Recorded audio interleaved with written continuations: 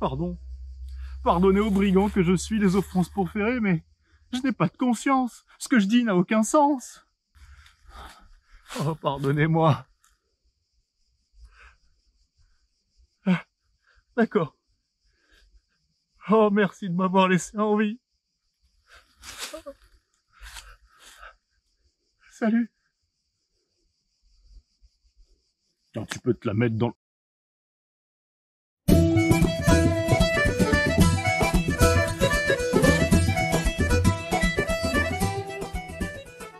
Si j'avais eu l'esprit Coubertin, c'est sans doute ce que j'aurais fait. Seulement voilà, ça m'a pas fait rire. Que des archéologues prennent part au débat et donnent leur point de vue, c'est une chose. Que des membres ou des représentants d'associations, sous couvert d'anonymat, se permettent de jouer, de rouler des mécaniques et de jouer les gros durs, ouais, on va s'occuper de lui, on va nettoyer Internet, pour le plus soft, je trouve ça minable. Et donc je leur adresse cette petite introduction. Eh oui, traite de pierre, c'est normal que je leur envoie une petite crotte de nez dans la face. C'est sportif. La recherche, c'est un métier, c'est vrai. C'est pas le mien, c'est vrai aussi. Maintenant, je ne pense pas non plus que le boulot d'un archéologue, c'est de venir faire la police sur une pauvre chaîne YouTube. On m'accuse d'incitation au pillage, surtout par rapport à la dernière vidéo sur les cartes anciennes. Alors effectivement, la vidéo était faite rapidement, mal préparée et sans doute maladroite. Dans la démarche d'apaisement d'esprit, j'ai déjà changé le titre afin de le rendre moins provocateur. Et je vous le dis d'ores et déjà, cette vidéo sera remplacée par la prochaine, qui sera plus travaillée et surtout beaucoup moins tendancieuse. On m'accuse ensuite de me livrer moi-même à du pillage archéologique. Là, je vous arrête tout de suite.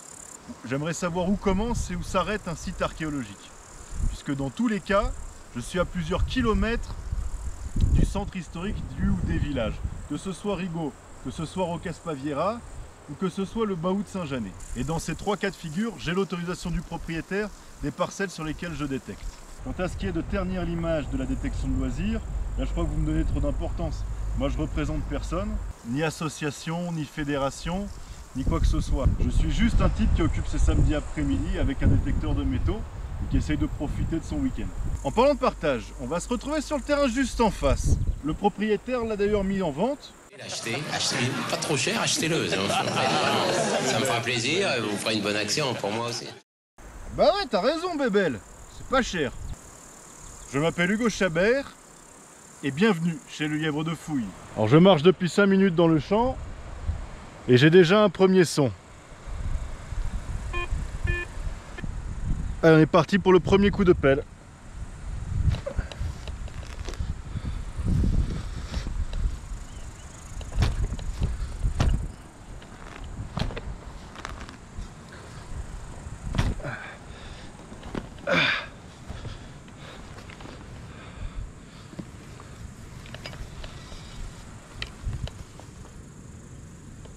Qu'est-ce que c'est que ça? Alors là, je suis tombé dessus direct en l'ouvrant.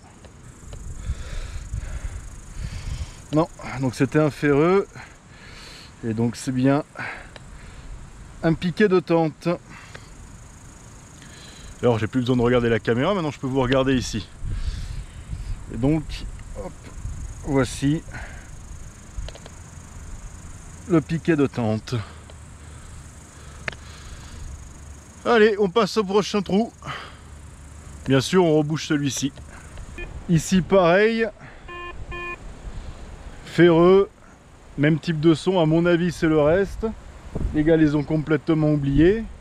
Bon, je vais les laisser pour le prochain propriétaire.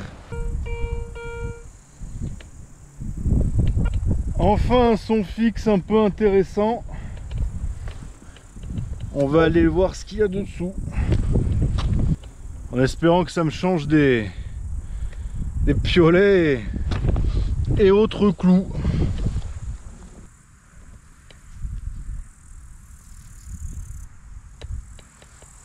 Et merde. C'était pourtant fixe.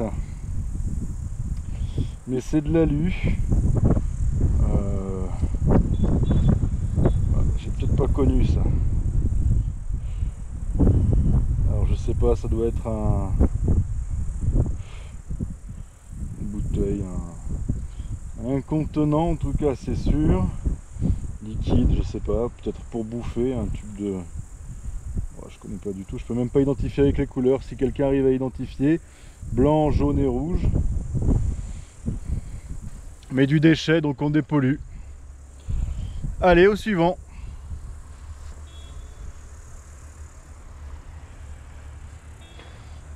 Je vous remonte caméra. Que je sois bien sûr qu'elle le prenne. On va quand même le mettre dans la boîte à déchets. Et on continue. Ok, nouveau son. Bon. Pas trop loin du précédent. Chez moi, c'est l'équivalent des... Alors, le problème, c'est que sur le Garrett, vous n'avez pas tellement d'indicateurs de... Peut-être que je change de matériel aussi. Hein. Peut-être investir. Et on va creuser.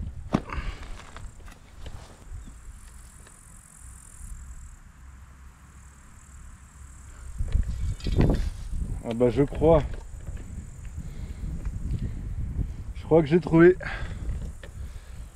Ah ça c'est décroché. Je crois que j'ai trouvé plus vite que prévu une languette de vieux soda. Vous savez à l'époque ça s'ouvrait comme ça. J'ai l'impression que c'est ça. Je suis même quasi certain que c'est ça. Avec la forme. Donc une languette de vieux soda. Je vais vérifier qu'il n'y ait plus rien, mais c'est sorti tout de suite là. Je sais pas si j'ai pu faire de belles images de la sortie. D'habitude j'aime vous faire ça, mais là...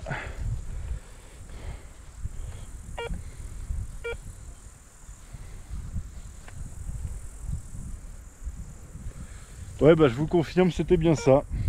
On passe au suivant. Ah, saloperie. Putain de temps. Je croyais qu'il allait faire un festin. Je l'ai envoyé bouffer chez Odin. Bon les amis, on arrive au bout du terrain. C'était pas une vidéo d'une sortie de détection.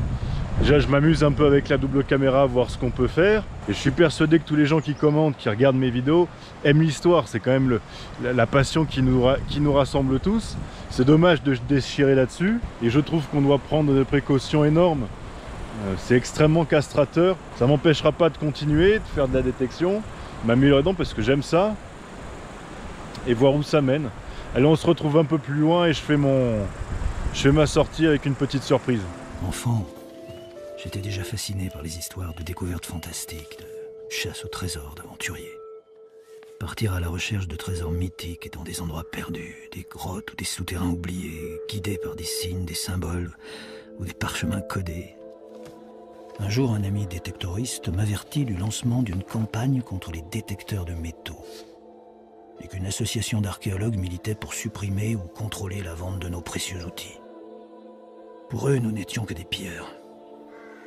Pour nous, ils n'étaient que des briseurs de rêves luttant pour préserver leurs privilèges, leur monopole d'État.